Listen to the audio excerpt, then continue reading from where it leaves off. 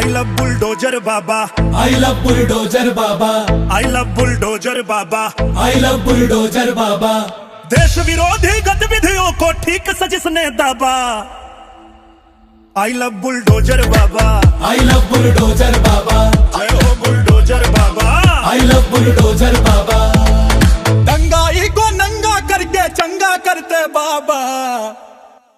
I love bulldozer बाबा, I love bulldozer बाबा, I love bulldozer बाबा, आई लव बुलडोजर बाबा। पहले नंगा नाच हो रहा था यूपी के अंदर, दंगा पर दंगा होता था भ्रष्टाचार बवंडर। बहु बेटियां व्यापारी असुरक्षित और डरते थे, नौकरी के नाम पर नेता झोली भरते थे। बिन खर्ची बिन पर्ची के अब भर्ती करते बाबा। आई लव बुलडोजर बाबा, आई लव बुलडोजर बाबा, आई लव बुलडोजर बाबा, आई लव बुलडोजर बाबा। नौकरी के नाम पे अब कहीं कमीशन ना बा। आई लव बुलडोजर बाबा, आई लव बुलडोजर बाबा, आई लव बुलडोजर बाबा, आई लव बुलडोजर बाबा।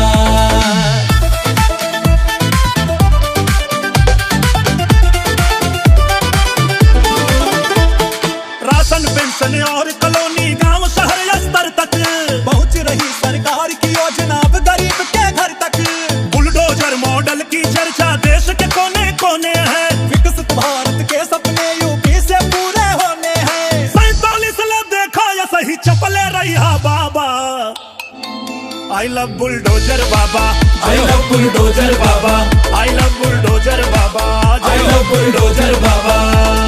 गर्मी का उपचार कायदे से करते हैं बाबा। आई लव बुलडोजर बाबा, आई लव बुलडोजर बाबा, आई लव बुलडोजर बाबा, आई लव बुलडोजर बाबा।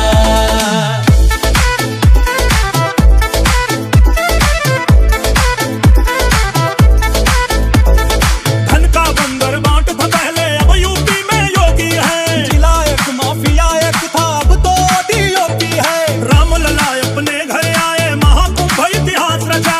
ट्रेड टूरिज्म ट्रांसपोर्टेशन धन निवेश की है चर्चा। देश का सारा राज्य मांगता है बुलडोजर बाबा।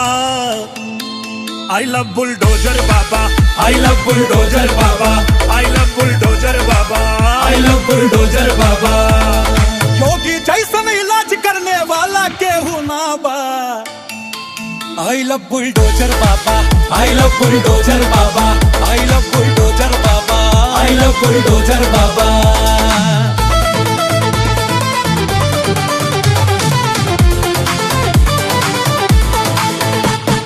पहले राज्य बीमारू था ये, योगी जी चमकाए। धर्म सनातन के परचम को योगी जी लहराए। लूट खजाना खाने वाले ही है बस अब दुखिया। ईमानदार सत्ता के कारण जनमानस में खुशियाँ। देश को मेरे कोई न समझे अब खैराती ढाबा। आई लव बुलडोजर बाबा, जय हो बुलडोजर बाबा, आई लव बुलडोजर बाबा, जय हो बुलडोजर बाबा। मोदी जी के हर विजन को योगी जी ने साधा।